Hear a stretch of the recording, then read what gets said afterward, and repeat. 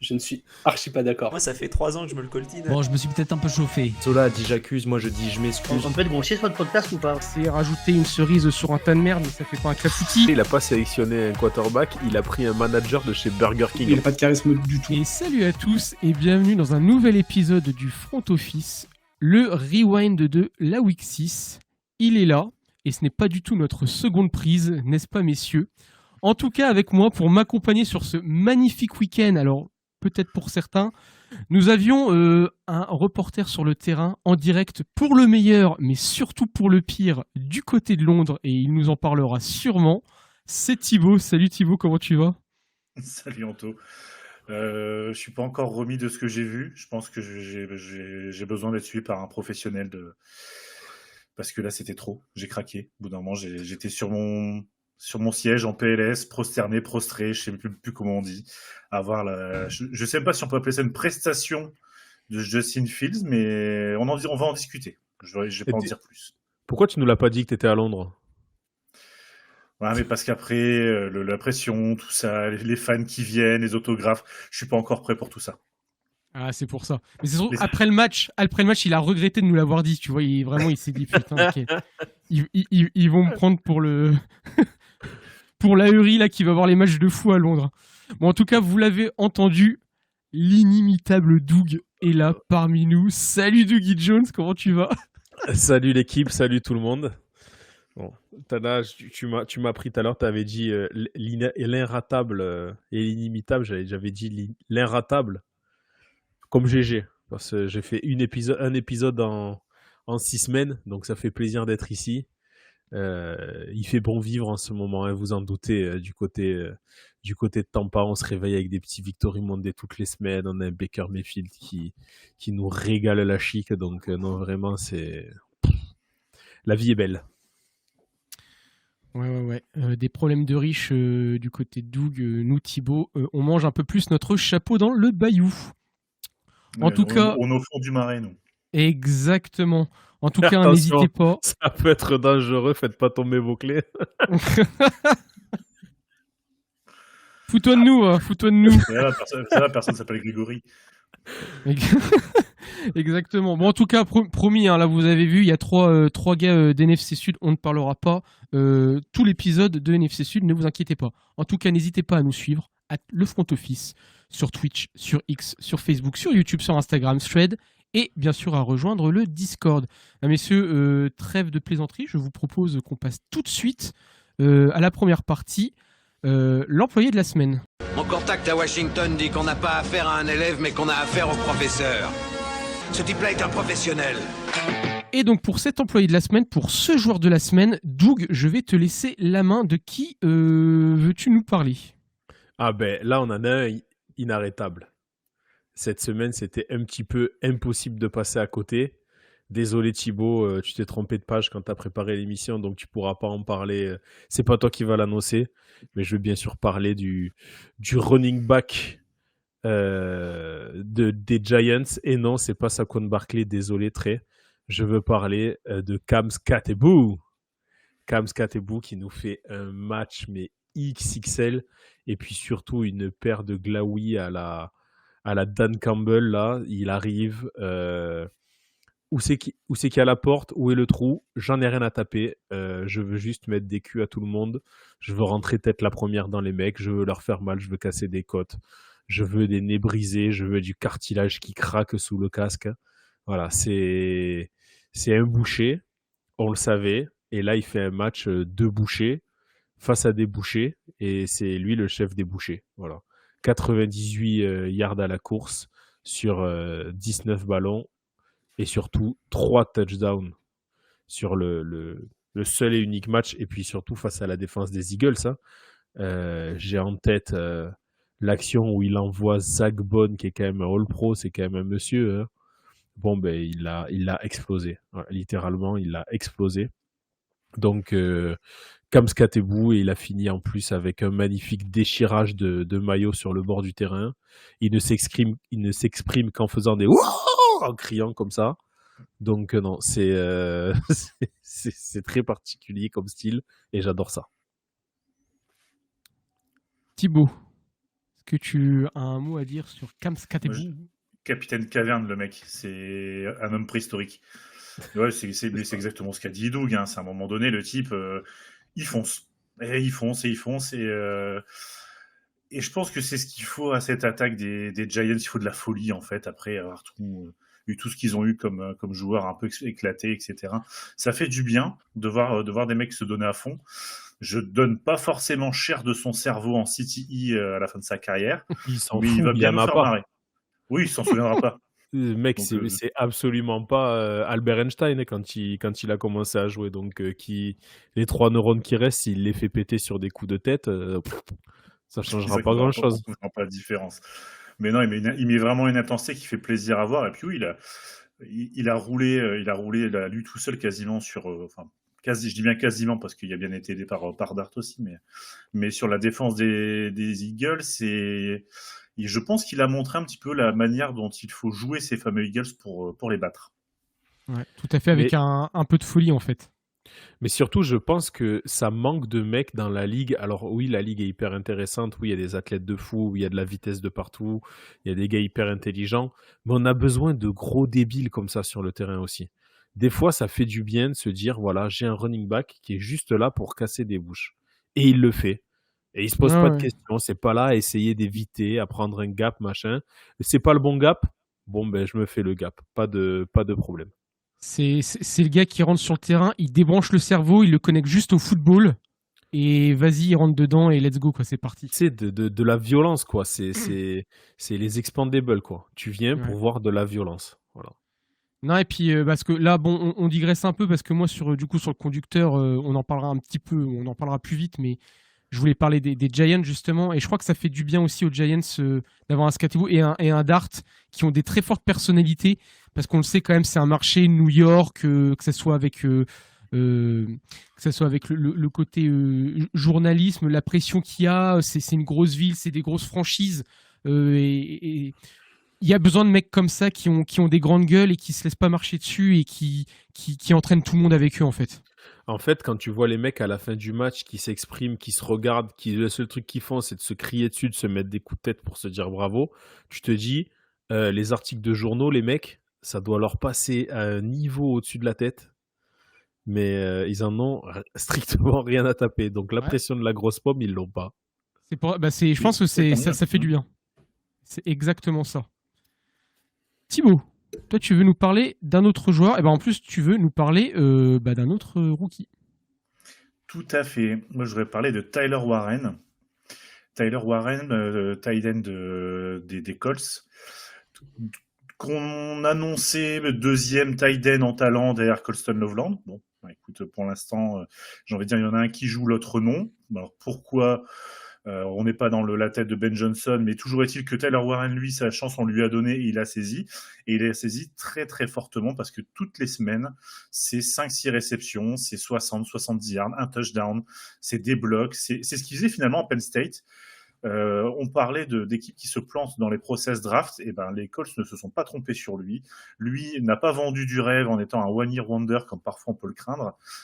Il fait une entrée fracassante aussi dans la ligue. Dans un style aussi physique, il me fait vraiment penser à un George Kittle. Parce qu'il bloque bien, parce qu'il sait il sait tout faire sur un terrain. Il est présent et je pense que les Colts, c'est peut-être l'équipe la plus collective de la ligue en ce moment, parce que il y a tellement l'impression que chaque joueur apporte vraiment une contribution. C'est pas un mec qui emmène tout le monde. C'est pas, je veux dire, Daniel Jones, on connaît le joueur. Enfin, on le connaissait, je pense. Là, on est en train de découvrir une nouvelle facette. La O-line des Colts, on la sentait dépeuplée finalement. Elle travaille très bien. La défense des Colts, on se dit ouais, il y a pas vraiment de nom très ronflant. Ça travaille très bien. Et on se dit finalement, est-ce que c'est pas ça leur force? C'est que c'est un collectif. Et dans ce collectif, un rookie comme Tyler Warren, il a su prendre sa chance. Il n'y avait personne, pour le coup, vraiment de bon devant lui. Et il a pris les clés du camion. Il a dit, les gars, moi, je vais vous faire des blocs. Je vais vous catcher des ballons. Je vais vous mettre des touchdowns. Allez-y, on y va. Il est ultra complet, en fait. C'est la vraie soupape de sécurité d'un QB. Pile le poste du tie-end, finalement. C'est exactement ce qu'on lui demande et il est très propre. En plus, il a 29 réceptions sur 40 targets. Donc, pareil, c'est quasiment une valeur sûre. À chaque fois que tu lances sur lui, il la réceptionne, donc il est plutôt efficace à ce niveau-là. Doug, tu avais quelque chose à rajouter sur Taylor Warren? Non, c'est bien de mettre l'image sur un joueur des Colts. C'est un joueur nouveau visage de la franchise parce qu'il a été drafté cette année. Alors quand tu dis qu'on l'a annoncé derrière, il est pique devant ou il est pique derrière? Non, il est pique devant Loveland. Il est pique devant, mais en fait, Ouais. beaucoup disaient qu'en termes de talent pur, en termes d'impact immédiat, Loveland était plus NFL ready, et quelques doutes sur le fait que Warren avait fait qu'une seule saison, aussi exceptionnelle soit-elle, Ouais. à Penn State. Mais bon, après, encore une fois, Penn State, quand on voit les joueurs qui sortent ces dernières années, c'est aussi une tight end university bis. Il y a des joueurs très très solides qui sortent de là depuis ces dernières saisons. Donc, quand on voit qu'il a explosé tous les records là-bas, ça pouvait poser question. Mais non, il est drafté. Les Colts, je crois, le draft. Ah non, attends. Je n'en mettrais pas ma main coupée que Loveland n'a pas été pris avant. Le Loveland n'a pas été pris 12 et lui en 16, c'est pas un truc comme ça? Je sais pas, on va vérifier ça pendant qu'on discute. Il est pick 14, Warren. Pick 14. Ah ouais, ils sont devant les Bears. Hein. Ouais. Les sont Bears, vraiment ils sont 14. pas 10. Il est pas 11. Je Putain, crois. Il est 10. Voilà, il est 10. voilà. Comme Donc ça. effectivement, ok, ouais, il est pris ensuite. Un des nouveaux visages de la franchise avec Indiana Jones. Mais non, c'est vrai que pour le coup, Jones, il sait très bien l'utiliser aussi. Il a des armes sur l'extérieur et quand il voit qu'il peut pas, il a son check down et il a Warren qui est toujours dans le trafic et qui a les mains sûres et il sait qu'il peut lui envoyer les ballons un peu dans toutes les positions. Et le mec performe. Donc non, c'est une belle pioche du côté d'Indiana et ça faisait un moment qu'ils n'en avaient pas trop fait à la draft en plus. Tout à fait.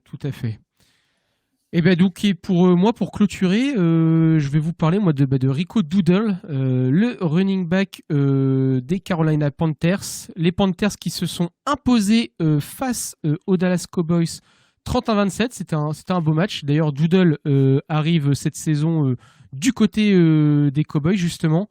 Il a fait 30 portées pour 183 yards. 4 réceptions sur 5 targets, 56 yards à la réception et un touchdown. Vraiment, Rico Doodle, l'année dernière, je crois qu'en début de saison, je m'en moquais un peu. Il avait fait une belle saison avec Dallas et là, il est en train de prendre de la place du côté des Panthers. Bonne pioche du côté des Panthers et des Panthers qui sont en 3-3 mais qui montrent un beau visage. Donc je sais pas ce que vous en pensez, mais franchement, là il a fait le match. Hein. Je crois que c'est le meilleur au niveau des portées, c'est le meilleur au niveau des réceptions. Il était au four et au moulin, donc il était incroyable le Rico Doodle. Meilleur exemple de Next Man Up. Chuba Hubbard n'est pas là. On se demande comment ça va se passer. Doodle prend la suite. Et on se demande si Doodle va pas rester le man up, même quand Chuba Hubbard va revenir, tellement il performe. Alors après, oui, c'est son ancienne équipe. Peut-être qu'il voulait montrer quelque chose aussi. Ça, c'est tout le temps. Il y a tout le temps un petit peu de ça aussi, je pense. Mais en tout cas, là, c'est match XXL. Et en plus... Bon, après, ça reste face à Dallas et comme on l'a dit, il n'y a plus de D à Dallas, c'est Alas, quoi. Les Alas Cowboys. Thibaut? Ouais, je suis d'accord sur le Next Man Up. On va ajouter un petit revenge game avec ça où je pense qu'il s'est fait plaisir sur une équipe, oui, où c'était déjà annoncé que au centre de la ligne contre le run c'était fragile. Qu'est-ce qu'ils ont été faire? Ils ont été tradés pour récupérer un D-line qui est bon contre le pass rush mais pas contre le run. Donc ça donne forcément des gros scores, mais ça n'enlève rien sa performance, ça n'enlève rien son impact sur les Panthers, et je dirais même que son implication plus grande dans le game plan des Panthers coïncide avec le renouveau des résultats, au moins des résultats. On va attendre quelques matchs quand même avant de se renflammer sur les Panthers parce qu'on a fait l'ascenseur émotionnel avec eux déjà 3 fois cette saison. On les a vus très haut, ils sont descendus à nouveau très bas pour revenir, on va dire, dans des eaux un peu plus positives. Mais ça n'empêche pas qu'en NFL, aucun match n'est facile et que il y avait quand même de l'artillerie en face niveau offensif et qu'il fallait tenir la comparaison. C'est ce qu'ils ont fait. Ouais. Non, et puis Et bon, ils- jusqu'au quatrième, excuse-moi, Doug, jusqu'au quatrième quart-temps, ils sont menés au score face à Dallas. Du coup, pareil, ils ont réussi à garder la tête froide et puis à remonter et puis à prendre l'ascendant sur les Cowboys. Oui, Doug. Ils sont en 3-3, hein. Ouais. Et ça, c'est improbable. Ouais, c'est vrai. Non, non, mais il y a des belles choses. Il y a des semaines, ils font de la merde, mais il y a aussi quand même une base solide et il y a matière à travailler et à être positif pour le futur des Panthers. Franchement, ils sont à 1 QB d'avoir une bonne équipe. Hein. Il faudrait qu'ils puissent investir un petit peu dessus. Ça fait longtemps qu'ils l'ont pas fait. On a pas le perdu. Non, après, il faut pas regarder que la highlight. Regardez, il a son petit sourire là, Doug, il est tout content, il est tout fier de ce qu'il a dit là. Regardez-le là, l'enfant. C'est Bisous, vraiment un Franz. enfant. On t'embrasse, Franz. On t'embête. En plus, tu le sais, c'est le running gag. Exactement. Eh ben messieurs, écoutez, on va passer au gros dossier. J'ai un dossier énorme, plus gros que la terre, et celui-là j'ai mal au ventre, je me dis oh my god, je vais devoir le balancer. Donc le gros dossier, hein, messieurs, on rappelle, hein, quel événement, match, blessure, décision arbitrale, etc. Vous a marqué cette semaine. Eh ben Thibaut, tu vas ouvrir le bal. Eh bien, moi, pour faire plaisir à mon petit Doug, ben moi, c'est les Bucks. Le gros dossier que j'ouvre, c'est les Bucks sont-ils un candidat au Super Bowl? Et je dirais que oui. Je dirais que oui, parce que les Bucks, c'est exactement le genre d'équipe qui ne lâche rien, qui gagne ses matchs, peut-être pas en roulant complètement sur leurs adversaires, mais à un moment donné, en playoffs, ce qui compte, c'est de passer. Peu importe si le match est difficile, et eux, ils nous montrent semaine après semaine qu'ils sont capables de gagner dans la difficulté, qu'ils sont capables de surmonter des scénarios parfois très mal embarqués, qu'ils sont capables de s'adapter en termes de game plan, et comme le disait Doug, le next man up, on va revenir sur le cas Egbuka qui reprend Mike Evans, mais Mike Evans étant blessé, Mike Evans va revenir, donc on va avoir une attaque encore plus terrifiante. Bucky Irving va revenir aussi, donc il y a des cibles. La défense, sans avoir de nom particulièrement ronflant, c'est quand même une sacrée squad aussi. Donc aujourd'hui, on fait un petit peu un tour d'horizon de la NFC. On a des Lions qui viennent de perdre, certes aux Chiefs, certes, voilà. On a des Eagles qui viennent d'enchaîner 2 défaites. Moi, je vois personne en NFC qui dégage une impression de il peut rien nous arriver, comme les Bucks le dégagent. Voilà, clairement. Doug, vas-y, hein. C'était Bugs, donc tu peux en parler. Alors, je lance un appel solennel. Arrêtez de nous porter l'œil. Je te vois faire, Thibaut. Je te vois faire. Je vois Alex me chauffer pour qu'on mette les Bucks premiers du Power Ranking. Non, on ne fera pas ça. Voilà. Arrêtez de vouloir nous porter l'œil. Laissez-nous tranquilles. On fait notre petit truc, voilà. On se régale, on fait des beaux matchs. Jusqu'ici, c'était ric-rac. Là, on l'aura roulé dessus. Après, tu dis next man up pour Egbuka. Il s'est blessé hier. Il n'a pas fini le match. D'accord. On finit avec les deux Joe Johnson et Sterling Shepard. Bientôt, c'est le kiné qui va être receveur. Apparemment, le next man up, c'est le kiné du club. Mais il pourrait quand même catcher des ballons de Mayfield, tellement Mayfield, lui, survole et lui montre une impression de il peut rien m'arriver. C'est surtout ça qui est hyper impressionnant dans cette équipe parce que l'équipe, en vrai, elle est décimée par les blessures. La ligne offensive, elle est décimée. Alors là, tu as le retour de Tristan Wirfs, mais il te manquait tes 2 tackles titulaires avant ce match-là. Il te manque ton running back et là, tu as Rashad White d'un coup, ça devient Saquon Barkley.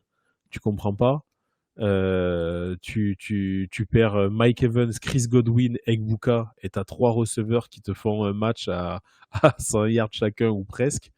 Donc non, c'est une équipe qui est bien huilée malgré le fait que ça change de coordinateur tous les ans. L'année prochaine, on va encore envoyer notre coordinateur, cette fois sûrement du côté de Miami. Hein. Ça a été annoncé déjà avant la saison et ça va arriver. Donc, par contre, la grosse satisfaction sur ce match-là, c'est la défense. Jusqu'ici, je trouvais que la défense n'était pas au niveau de l'attaque. Et là, on a vu une défense qui a complètement éteint une attaque des 49ers avec Mac Jones et 3 pelés, 2 tondus. Donc, forcément, c'est pas incroyable. Mais il y a du turnover. Il y a de l'interception, il y a du sac, il y a du fumble. Lavonte David encore, le gars, lui, il est increvable pour le coup. Donc non, c'est la défense qui s'est mis au niveau. On a un sac du rookie, Robert aussi. Donc non, ça fait plaisir. Ça fait vraiment plaisir à suivre ces Bucks. Et peu importe où ça nous mène, moi, tant que je me régale comme ça à voir les matchs, c'est ça le principal, quoi. Ça reste une victoire 19-30 contre une autre équipe à 4-1. Et comme tu dis, enfin voilà, toi, forcément, tu connais mieux l'équipe, mais c'est justement cette impression pour l'instant, en tout cas, peu importe ce qui se passe. Et très souvent, il y a des équipes, il y a 2-3 blessés et hop, ça coince. Et c'est pas le cas de tes petits Bucks.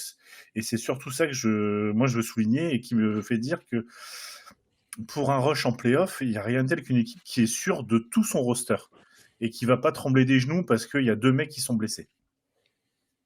Après, comme le dit Doug, depuis qu'il arrive au front office, les Bucks, ça travaille bien, ça construit bien. Donc, même les backups des backups, ils arrivent quand même à faire quelque chose et ils arrivent à tenir au moins la baraque. Ouais, c'est quand même impressionnant, là, les Bucks. C'est le deuxième match seulement. Vous prenez moins de 20 points. Par contre, là, depuis 3 matchs, même 4 matchs, vous en mettez des points. Ça y va. 29, 31, 38 et 30. Même dans la défaite... Ah non, face aux Eagles, c'était 25 que vous en mettez. Mais en tout cas, ouais, vous êtes plutôt quand même assez efficace. Donc, ouais, ça peut partir loin. Et en plus, franchement, pour le coup, les Bucks, je trouve, c'est pas une équipe qui fait grand bruit. Donc, comme tu l'as dit, on va vous laisser dans votre coin tranquillement. Vous passez sous les radars, j'ai l'impression. Personne se méfie trop de vous, mais en fait, vous faites mal à chaque fois que vous apparaissez. C'est ça. Thibaut. Ils viennent le faire. Non, je viens de te lancer, excuse-moi. Doug, oui, on parlait des bugs, c'est pour ça, je me suis dit...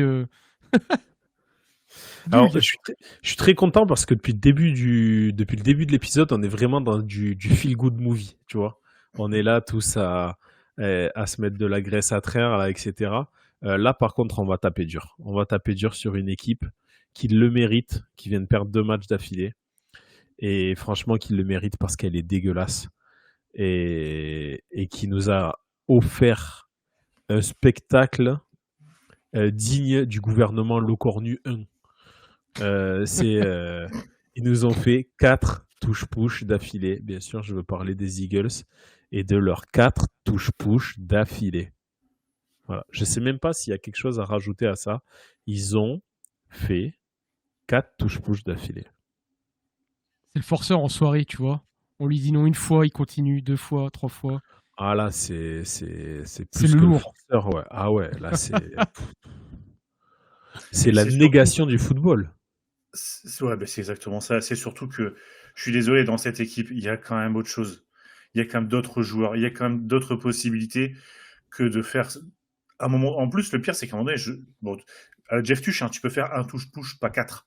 2 touche-push, pas 4. Si 4 touche-push, tu le fais. Et surtout, il n'y a même pas de variation. Enfin, on peut trouver intelligent de maîtriser un jeu et de se dire, alors on enlèvera le côté, le guard par avant, machin, etc. Non, mais on l'enlève pas en plus. Et ça, faut pas l'enlever parce que. Non, mais ce que je veux dire, 4 fois une action où en plus ils trichent.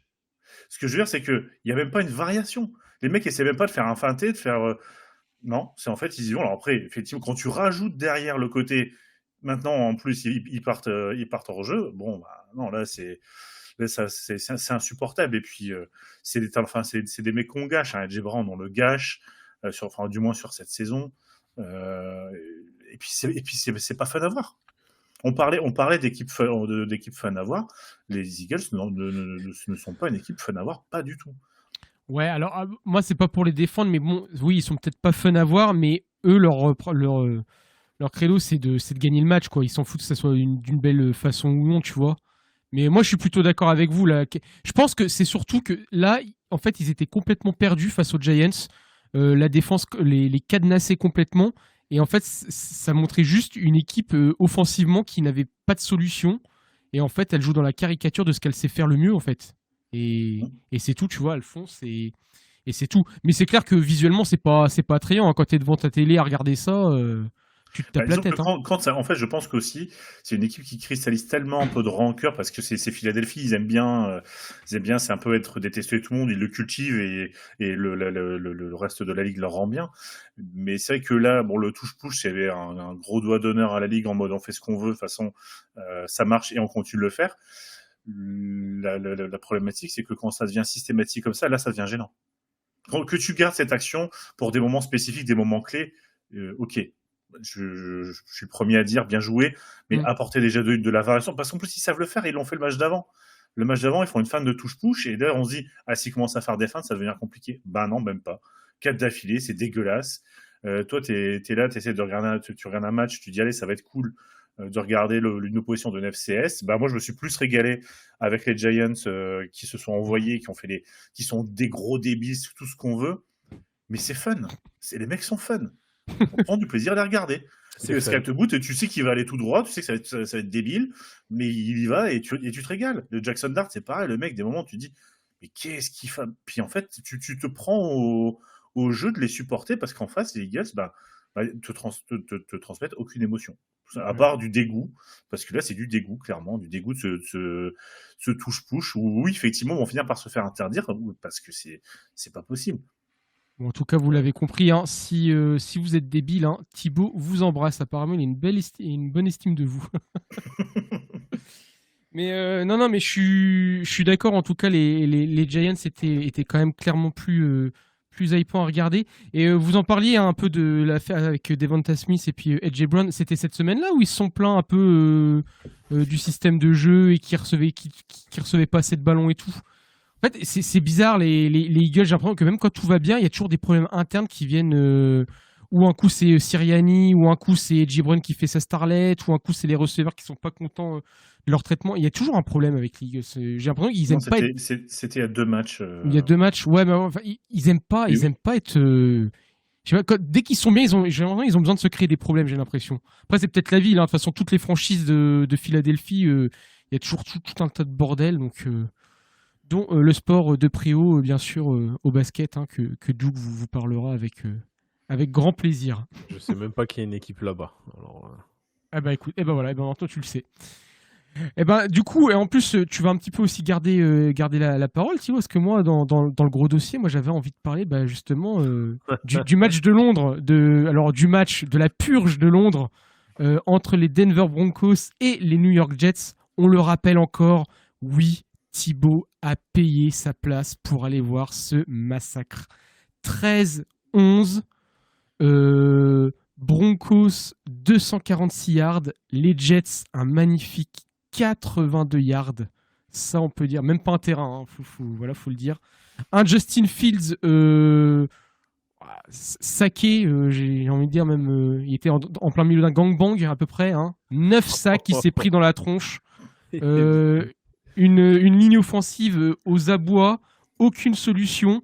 Et même les Broncos qui n'étaient pas forcément au top de leur forme offensivement, ça passe avec 13 petits points, quoi. Est-ce que Thibaut, tu as envie de nous en parler, toi qui étais dans le stade, on le rappelle, hein. Moi, j'ai envie d'oublier. J'ai envie d'oublier ce que j'ai vu. Après, je trouve que c'est même pas un match à proprement parler, parce que c'était Bryce Hall et les équipes spéciales des Jets contre les Broncos. Les Broncos qui finalement ont fait le service minimum parce qu'ils avaient une défense qui était tellement implacable. Alors, par contre, c'est que défensivement, il y a des choses où on se régale. Les défenses de Pat Surtain sur Garrett Wilson, c'est juste incroyable de voir à un moment donné, il fait une horizontale pour venir deflect la balle, c'est magnifique.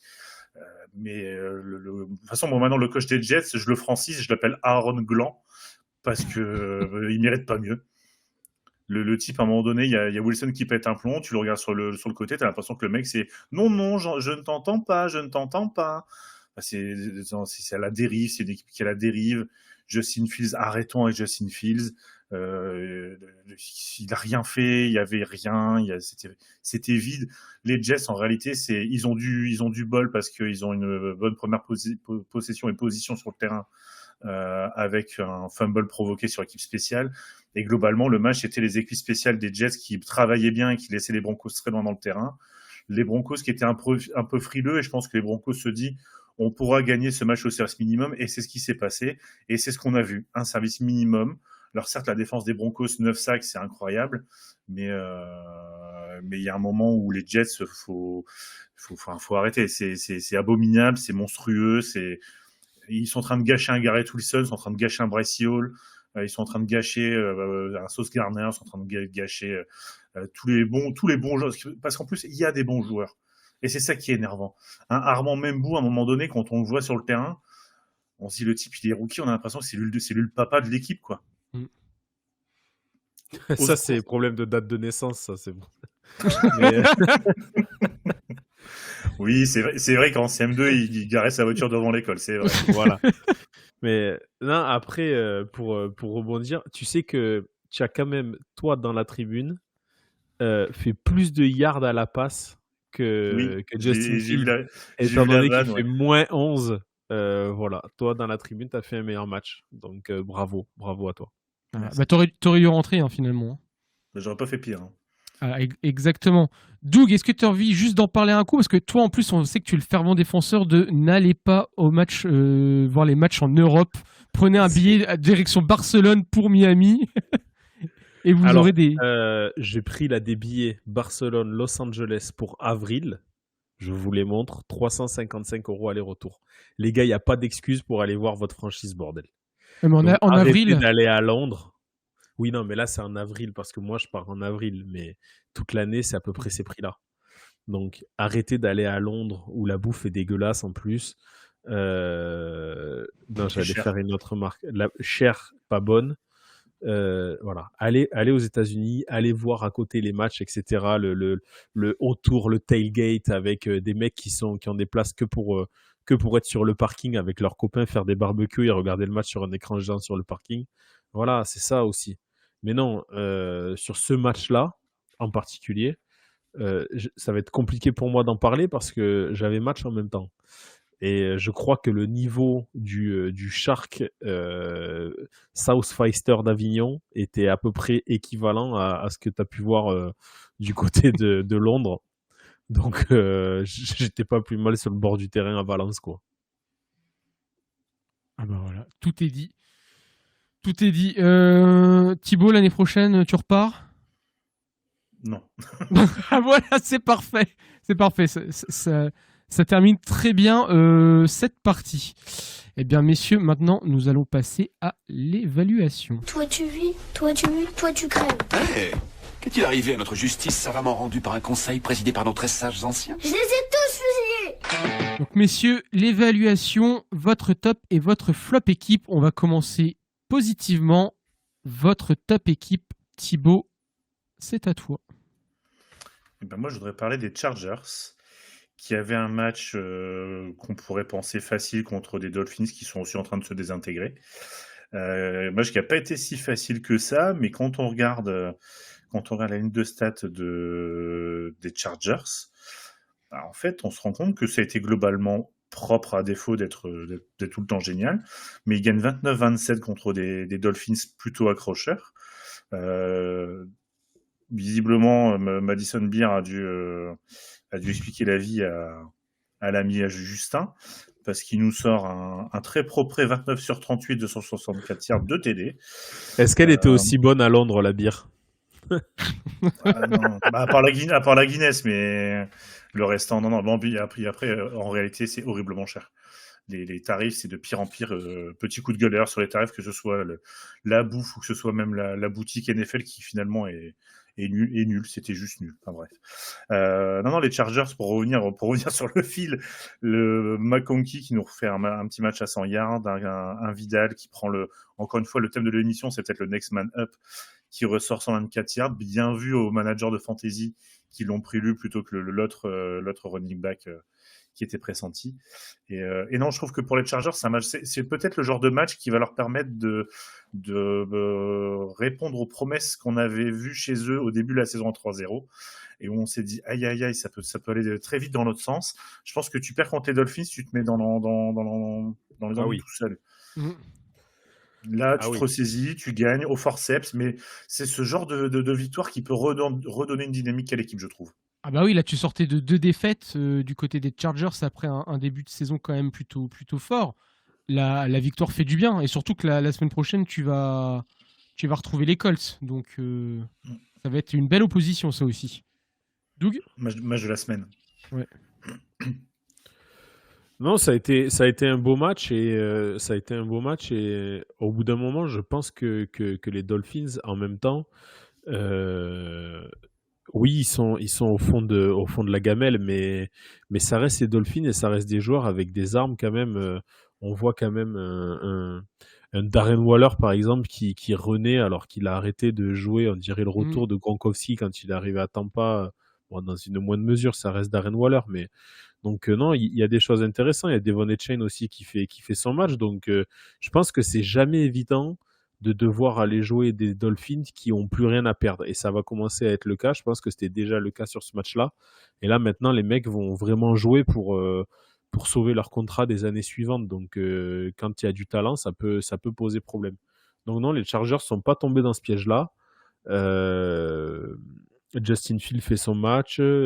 Comme tu l'as dit, Kemani Vidal, j'étais un petit peu étonné de ne pas le voir jouer du tout la saison dernière, alors que je trouvais qu'il avait montré de belles choses en université, un petit peu un profil, c'est pas un gros profil, un petit peu plus boule de billard, quoi, rebondir dans tous les sens et à jamais être catché. Et là, il l'a montré, donc et puis surtout, non, voilà, à la fin, il gagne. Et pas beaucoup, donc c'est des matchs qui vont compter parce qu'ils ont les Chiefs, on va en parler, reviennent, les Denver Broncos ont gagné, et s'ils gagnaient pas ce match-là, ça peut aller vite dans leur division, quoi. Tout à fait. Pas mal aussi le petit tie-in, là, le Orondé Gazden The Second, mais d'ailleurs qui est rookie aussi. Qui a été drafté au round 5. Ouais, il est pas trop mal. Alors il n'aura pas autant d'impact qu'un Taylor Warren, hein, mais voilà, il fait ses petites stats. Il est là, il prend de la confiance. Donc après un McConkey l'année dernière, Tony Truant, c'est plutôt pas mal. L'avenir est plutôt beau du côté des Chargers. Doug, est-ce que tu veux nous parler de ta top équipe ? Ma top équipe, c'est une équipe qui commence, je pense, à se dire on va lorgner du côté des playoffs et on va peut-être cette année essayer de faire un peu mieux que les années précédentes, et qui a fait quelques paris gagnants. Et je vais parler des Pittsburgh Steelers qui sont en train de prendre le large dans cette conférence d'AFC Nord qui était soi-disant si relevée.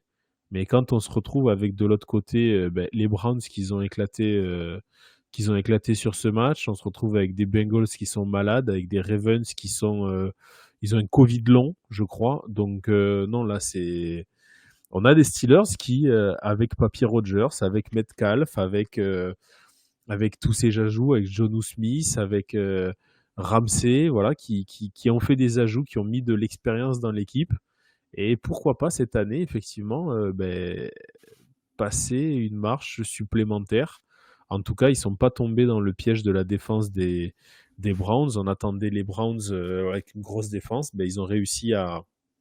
Il y a eu un très beau jeu de course du côté de Steelers, avec Warren, justement, qui a été très bon, qui a usé la défense et la ligne défensive du côté des Browns, qui a fini par lâcher en seconde mi-temps complètement. Et puis ils ont bien alterné entre on tape et on va chercher Metcalf dans la profondeur, et on connaît la précision d'Aaron Rodgers, et on voit qu'entre les deux ça matche bien. Donc non, les Steelers qui on peut déjà dire qu'il y aura une saison positive de nouveau pour notre ami Mike Tomlin.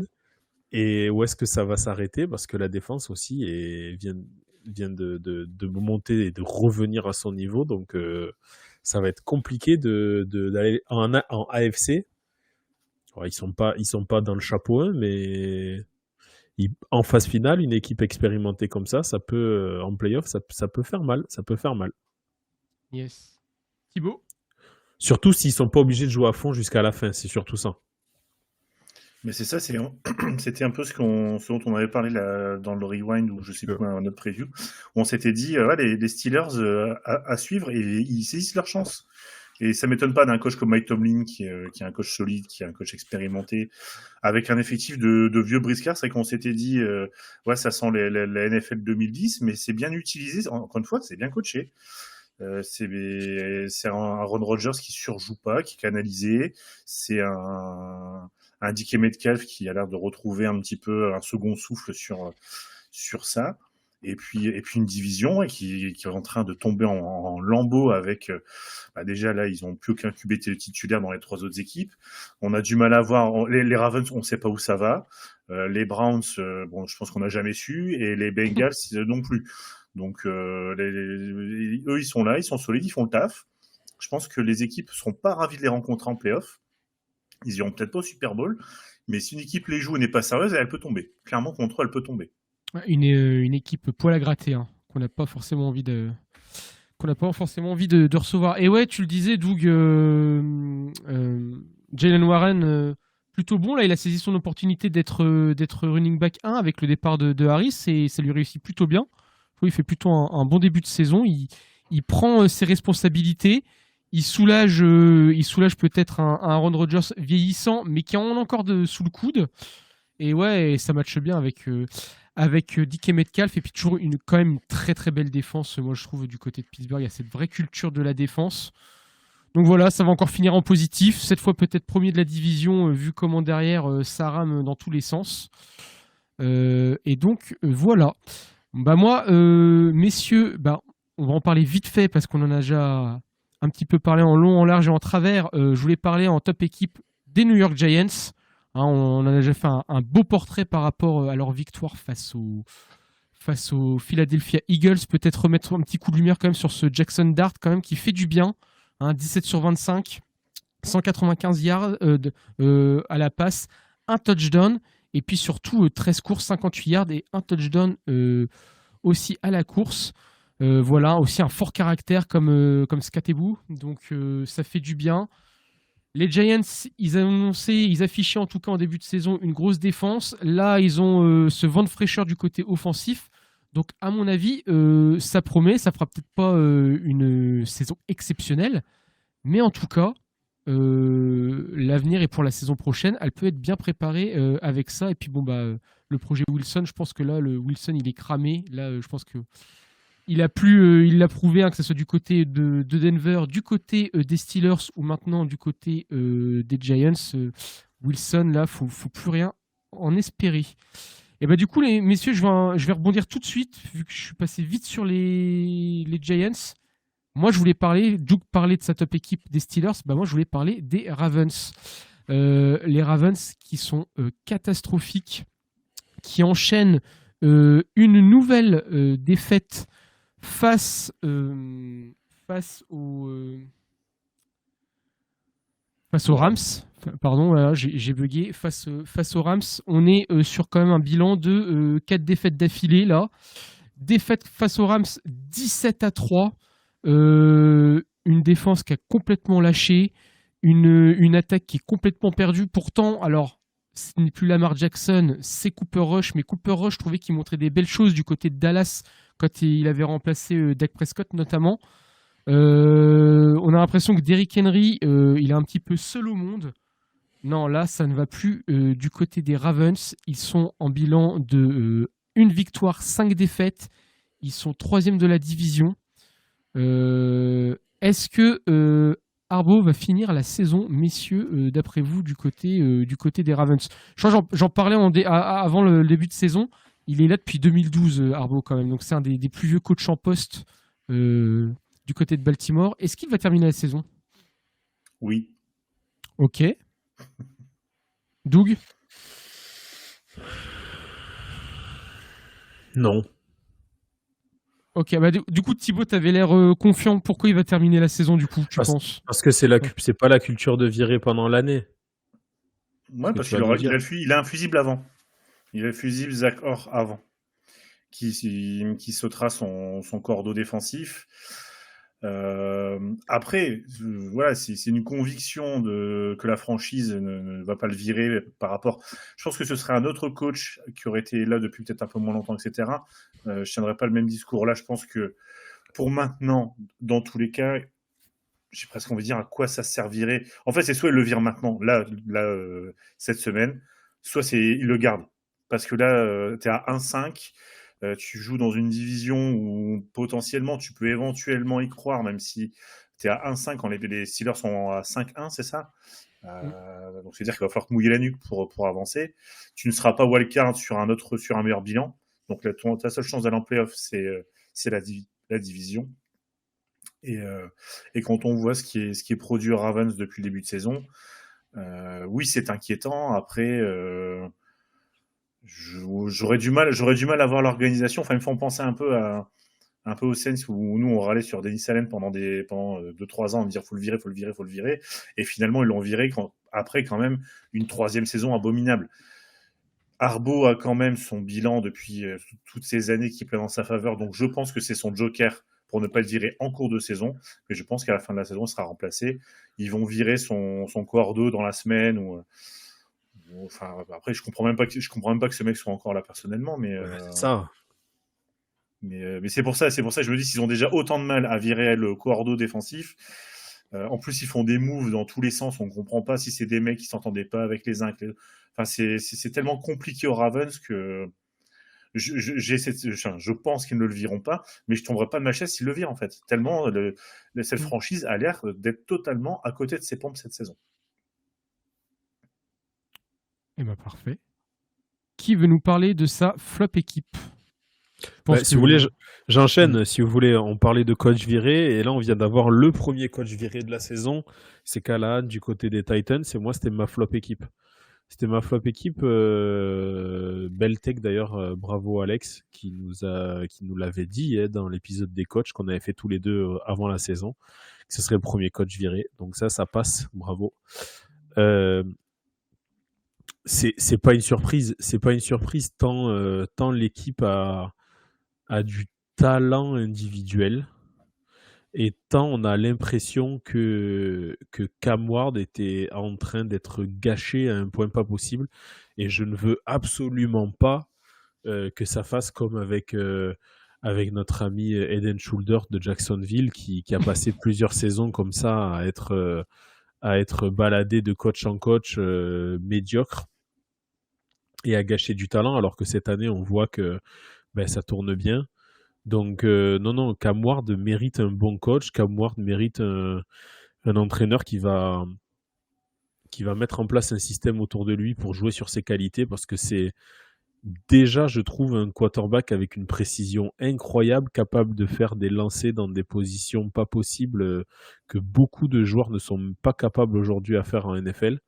Donc non, il mérite d'avoir un entraîneur qui lui permette de cranter, et donc le départ de Callahan de cette équipe est une bonne nouvelle, je pense, du côté des Titans. Et selon qui ils choisissent, je sais pas du tout de qui ça parle ou quoi, mais ça peut complètement changer le visage de la franchise sur la fin de saison, ça c'est certain. Totalement. Thibaut, est-ce que tu as quelque chose à dire sur les... Non, je suis d'accord. Je suis d'accord avec ce que dit Doug. C'est le problème de ces quarterbacks qu'on draft haut, sur lesquels on met tout de suite toute la pression, avec un environnement qui est pas bon. C'est ça que Trevor Lawrence, le gars n'a jamais eu deux ans d'affilée le même coordinateur. Il est passé par Urban Meyer, Doug Peterson. Bon, voilà, il n'a pas toujours eu les meilleurs environnements pour s'exprimer. Cam Ward, ça en prend la même direction. Et oui, effectivement, c'est bien de changer, c'est bien surtout de garder en tête que quand on draft des joueurs comme ça, il faut avoir de la stabilité avant tout. La stabilité doit être le maître mot pour ces équipes, et c'est ce qu'ils ne font pas. Et maintenant, on va voir qui va arriver. Est-ce que ce sera un coach qui sera là pour faire un petit peu le pompier de service jusqu'à fin de saison? Est-ce qu'il y a un nouveau projet qui va être proposé? Alors, en tout cas, c'est tout ce qu'on peut souhaiter aux Titans. Totalement. Eh ben, t'as été assez salé tout à l'heure. Toi, ta flop équipe, Thibaut, je vois que c'est les Jets. T'en avais bien parlé tout à l'heure. Si t'as envie d'en retoucher 2-3 mots. Non, ça, je pense que j'ai payé assez cher le droit d'avoir un avis tranché sur les Jets, dans tous les sens du terme. Non, pour moi, encore une fois, c'est l'absence de caractère et l'absence de réaction. Pour moi, le symbole, c'est Garrett Wilson qui pète un plomb à la fin de la première mi-temps parce qu'il se passe rien. Mais dans le stade, tout le monde se regardait. Mais qu'est-ce qu'ils font ? Ils vont jouer, ils vont pas jouer ? Qu'est-ce qu'ils fabriquent ? Lui, il pète un plomb. Le coach, il est là en mode bon, non, au vestiaire, tranquille, frérot. Non, c'est tout ce qui va pas. Encore une année de perdu du côté des Jets et on espère que Aaron Glenn partira à la fin de la saison parce que c'est pas possible. Faut faire attention, mon père disait tout le temps, avant d'être un grand et beau chêne, on est toujours un petit gland. Donc ça peut... faut pas l'enterrer trop vite. Ouais, je suis très très... Déjà j'étais content qu'il vienne pas aux Saints. Déjà, et quand je vois ce qu'il fait là, pareil, au Lions, je trouvais qu'il y avait des choses qui n'allaient pas non plus dans son approche. Donc, je pense que le gland va moisir et ne prendra pas racine. De toute façon, il va falloir, au bout d'un moment, ouvrir ce dossier-là. Les coachs défensifs, head coach, c'est de la merde. McDonald... Ouais, mais ça match plus difficilement, je trouve aussi, peut-être. Mais ouais. oui, je vois ce que tu veux dire. Je vois ce que tu veux dire dans une ligue très orientée vers l'attaque, c'est vrai qu'avoir des head coach défensifs, c'est un peu plus... Ouais, ça prête un peu plus à discussion. Même, je trouve que dans le mindset complet de l'équipe, te dire mon coach principal, c'est le défensif, etc. Je trouve ça compliqué. Voilà. Je trouve que ça marche moins bien en général. Ouais. Peut-être. Bon, en tout cas, ce qui est sûr, c'est que Doug, moi, je veux te voir sur Arte, parce que tu es un poète. Je pense que tu reboosterais cette chaîne. C'est incroyable. Ja, ich kann sprechen Deutsch, weil das ist nicht ein Problem. Écoutez, on va passer à la suite. On est dans le premier podcast bilingue franco-allemand. Exactement, on va passer, messieurs, au 2-minute warning, où on va revenir vite fait sur les équipes dont on n'a pas parlé avec les scores.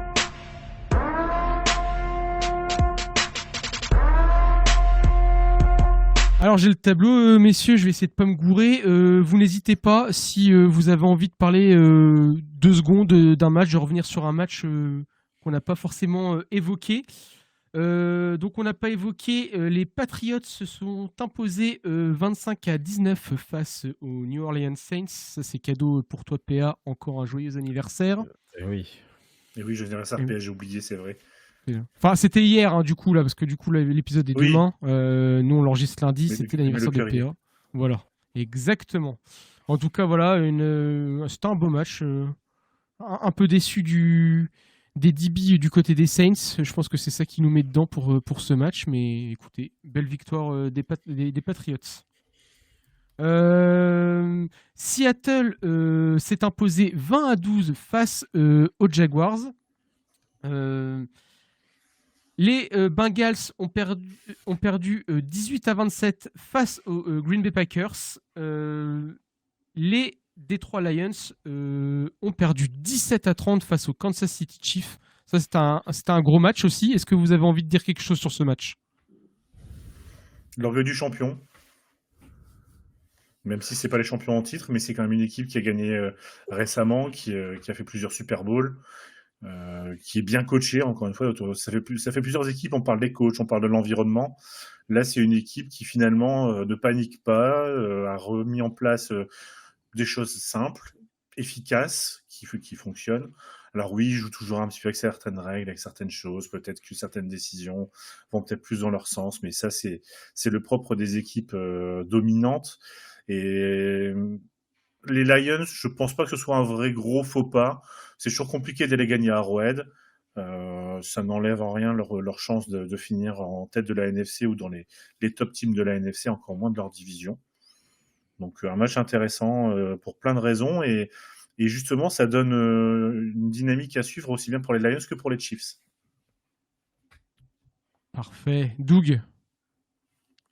Oui, ben, j'ai failli en parler parce que s'il n'y avait pas eu 4 touches-push d'affilée du côté des Eagles, j'en aurais sûrement parlé. C'est la gifle qu'a mis Branch à la fin du match.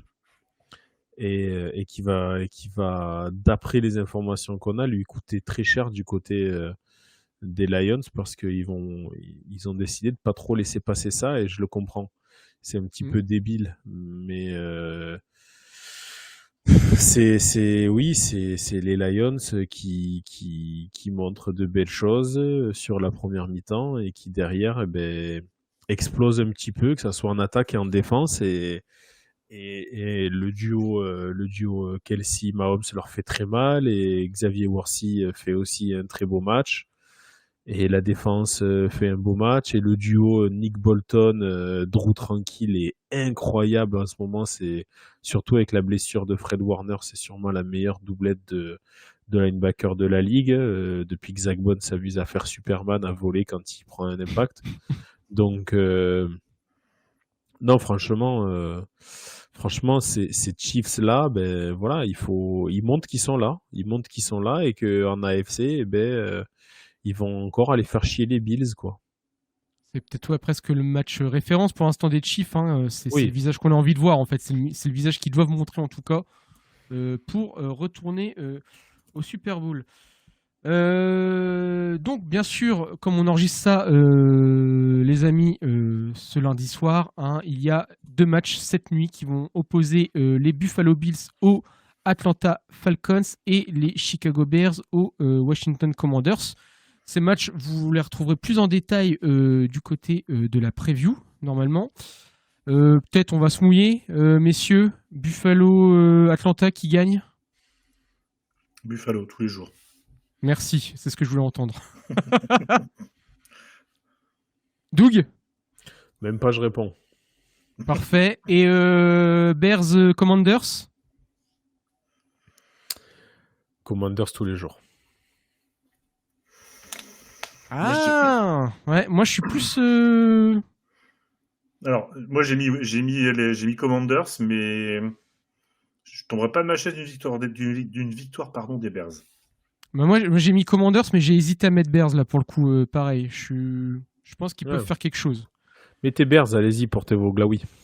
Ça marche, ça marche. Et on rappelle, hein, cette semaine, les Vikings et les Texans étaient en repos. Et d'ailleurs, ça permet de faire le petit point prono, sur le pick-end des Fantasy Bowlers à qui on passe le bonjour. Thibaut, t'es là avec PA, hein, 10 bons pronos là sur cette semaine. J'ai envie de dire, je suis dégoûté parce que je suis à 9, mais en fait, j'ai oublié de mettre le match des Broncos contre les Jets. Voilà, j'ai fait un oubli. J'ai fait un oubli. Sinon, il aurait fallu quelqu'un qui allait au match t'en parle de ce match du coup, mais disent qu'il y allait. Je savais pas qu'il y avait le match, j'en en a pas parlé. C'est vrai qu'il est trop discret. En tout cas, ouais, 10 bons pronos. Ensuite, à 9, on a Trey, on a toi, Doug, on a Alex et puis moi-même. À 8, on a GG et Guilty. Et puis à 7, on a le magnifique Alexandre à 7 qui veut sortir du lot. Voilà, il veut montrer qu'il est là. Il peut pas tout suivre. Hein. Le mec regarde tous les matchs de NCAA pour nous faire des fiches tous les ans. Il peut pas tout regarder. Voilà. Exact. Il taffe beaucoup. Et pour l'instant, en tout cas au total, hein, pour chez nous, pour le front office, eh bien, j'ai le plaisir de vous annoncer que je suis premier avec 59. Mais c'est très serré. Hein. Le dernier, c'est Alexandre, il est à 50. Donc ça se joue dans un mouchoir de poche. Messieurs, on va passer à la dernière partie, l'Overtime Power Ranking. Oui, mais dépêchons-nous, je n'ai que quelques heures. Alors, vous le savez, comme chaque semaine, nous sortons le Power Ranking, nous le sortons sur toutes les plateformes, je pense. Insta et Twitter, c'est sûr. Peut-être Facebook, je sais pas, j'ai pas Facebook. Vous me direz, messieurs, s'il y est. Est-ce que vous avez envie de mettre en avant peut-être une grosse remontada ou une grosse dégringolade de la part du Power Ranking? Il sera mis à jour après les matchs de cette nuit, hein, on rappelle, et il sera mis en ligne ce midi, du coup, pour ceux qui nous écoutent ce matin. Thibaut? Moi, sur le Power Ranking, je trouve que Les Colts peut-être seraient peut-être pas suffisamment encore assez haut. Maintenant, en haut, c'est pareil. Enfin, la chute des Eagles, ben ouais, c'est 4 touches-push, c'est mérité, il n'y a rien à dire.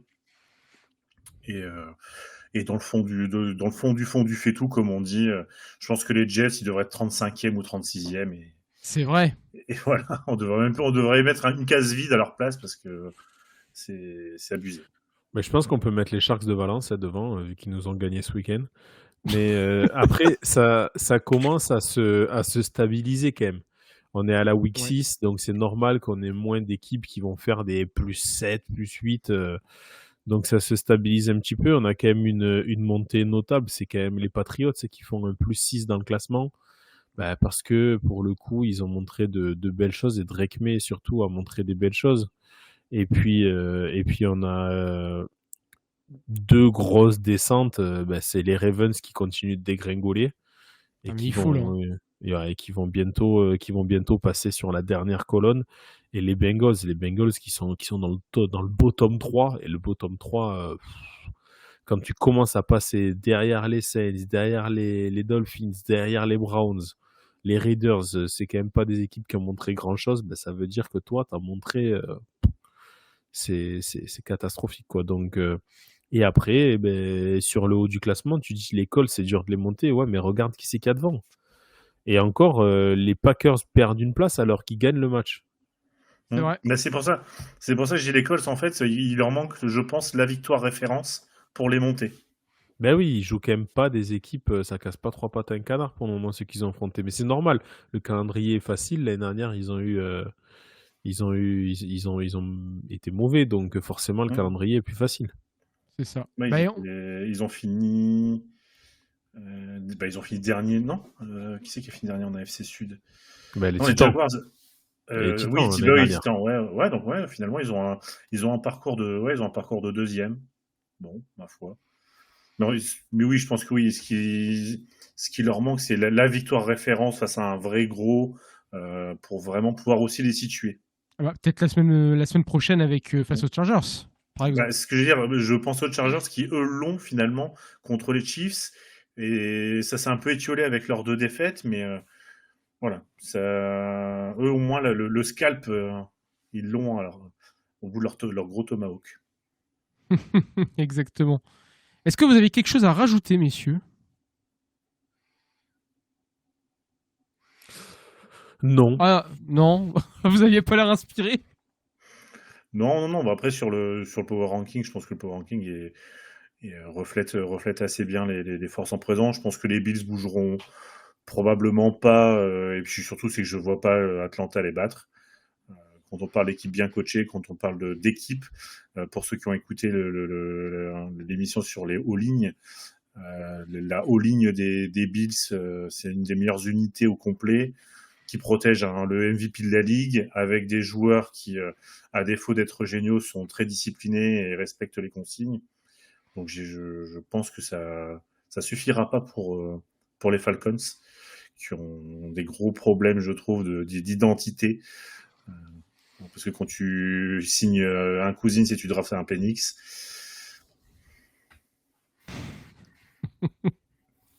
Tout à fait. En tout cas, n'hésitez pas à liker, à commenter ce power ranking et puis à nous donner un peu votre avis aussi, si vous êtes d'accord ou si vous êtes choqué par certains mouvements du classement. Nous, on le trouve bien. Il n'y a jamais personne qui est choqué chez nous. Non, monsieur. Après, c'est aussi le but d'un power ranking, c'est de discuter. Et il y a toujours une place ou deux où on peut chipoter, mais non, je trouve qu'il est plutôt pas mal. Et en tout cas, il est, je crois, Doug, plus mis à jour que celui d'ESPN.